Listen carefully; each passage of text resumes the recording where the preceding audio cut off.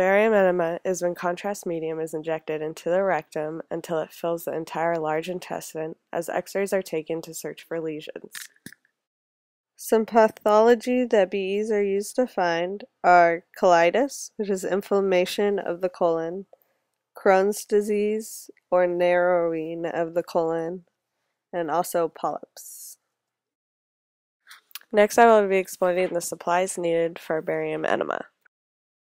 First, we have the enema bag and the disposable retention tip, which is a double lumen tip with a balloon at the distal end.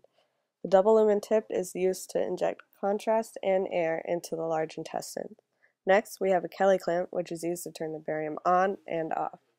And then we have tape, which always comes in handy because tape is a tech's best friend.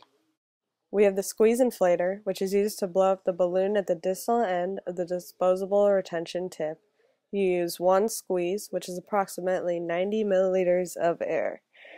We have the bulb, which is used in double contrast studies, which pumps air into the large intestine. Next is the petroleum, or KY jelly, which is used for tipping of the patient.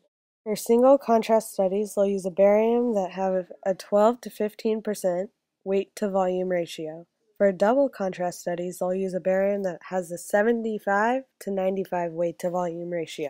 Gloves, towels, and chucks are always helpful to keep nearby during this exam.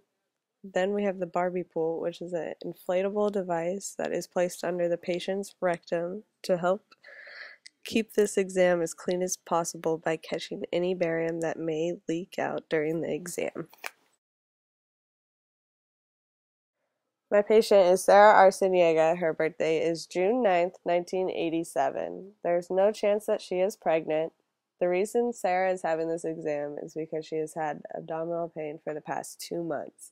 She did her prep work 2 days prior to this exam by doing a liquid diet and taking the laxatives and suppositories that she was instructed to take. During the tipping portion of this exam, the patient will be in the Sims position. It's in a semi-prone at a 35 to 40 degree oblique angle with their knees flexed. The patient will then be instructed to relax and take deep breaths while the tech inserts the enema tip.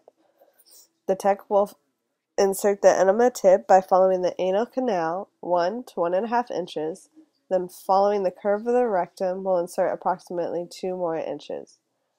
The tip should never be inserted more than 4 inches. The enema bag will then be raised no more than 24 inches above the anus.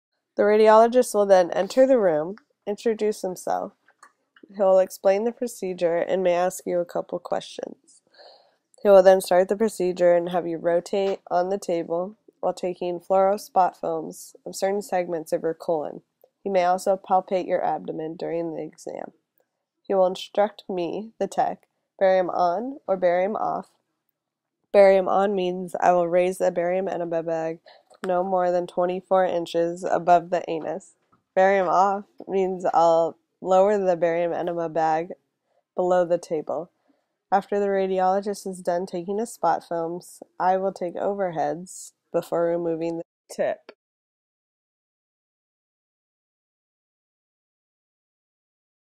The first film I'm going to take is an AP abdomen. The patient is going to be supine with their mid-sagittal plane perpendicular to the IR. The central ray is going to be perpendicular, centered at the iliac crest. You have to make sure your tube and buccia are aligned with one another and that you shield your patient as much as possible. And my marker is in the bottom right corner of the film. The technique I'm going to use is about 90 to 110 kVp at 20 to 32 mass.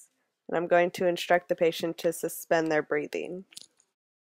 In the AP abdomen X-ray, you will see the entire large intestine. The transverse colon is the most interior, and the rectum and the transverse colon are the most mobile. You must also include the pubic symphysis. The next X-ray is an AP axial of the sigmoid colon. Your patient is going to be supine with their mid-sagittal plane perpendicular to the IR.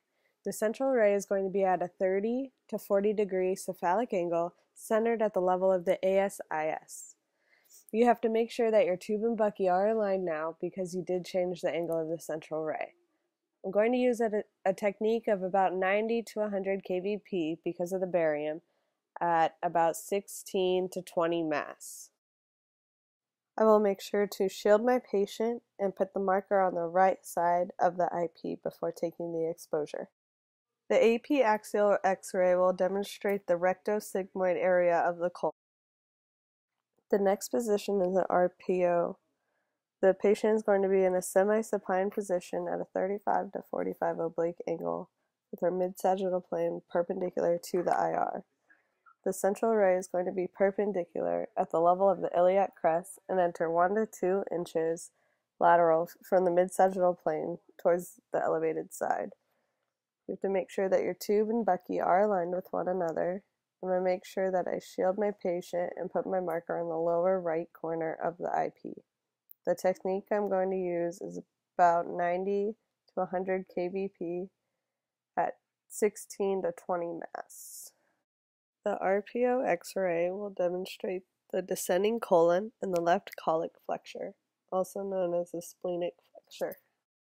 Since the transverse colon is one of the most mobile parts of the colon, when you put the patient in an RPO position, it will move down towards the patient's right side, which opens up the left colic flexure.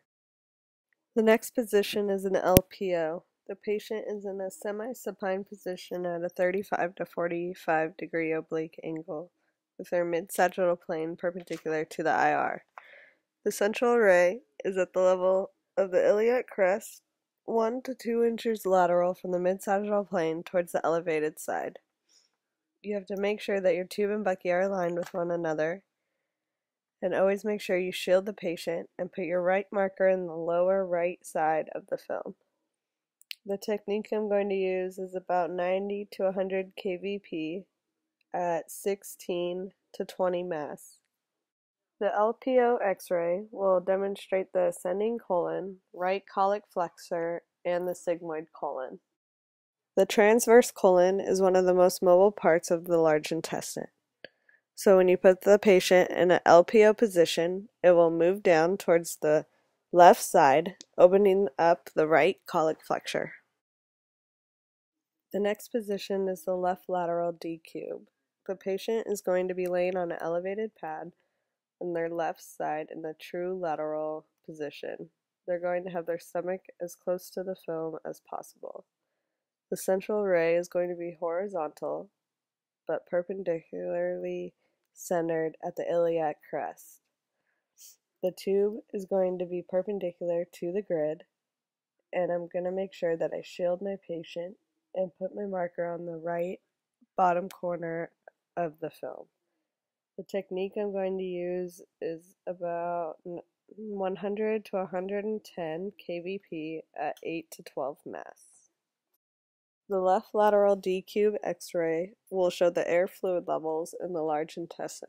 It will also show the lateral side of the ascending colon and the medial side of the descending colon. Next is the right lateral D-cube position. The patient will be laying on an elevated pad in the true lateral position with their back closest to the film as possible. The central ray will be horizontal and perpendicular to center at the iliac crest. Your tube and your grid should be perpendicular to one another so you don't get grid cut off. You should always make sure to shield your patient, and I put my left marker on the left bottom corner of the IP.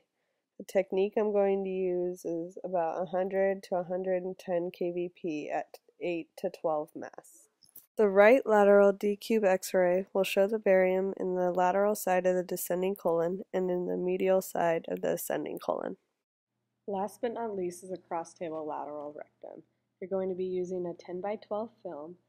Your patient is going to be in the prone position with their arms extended forward. The central ray is going to be horizontal but perpendicularly centered 2 inches posterior to the level of the ASIS. Your tube is going to be perpendicular to your grid, and you're going to make sure that you shield your patient and you put the marker in the top right corner of the film.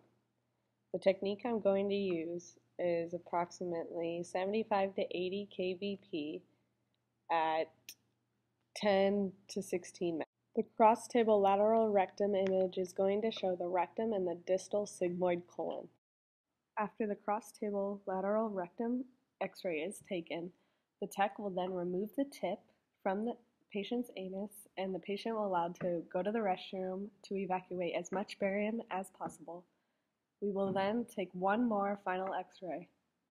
The final x-ray that is taken is a post-evac KUB. The patient is going to be in the supine position with their mid-sagittal plane perpendicular to the IR. Your central ray is going to be perpendicular at the level of the iliac crest. You always have to make sure that your tube and your bucky are aligned with one another. Make sure that you shield your patient and put your right marker in the lower right corner of the IP.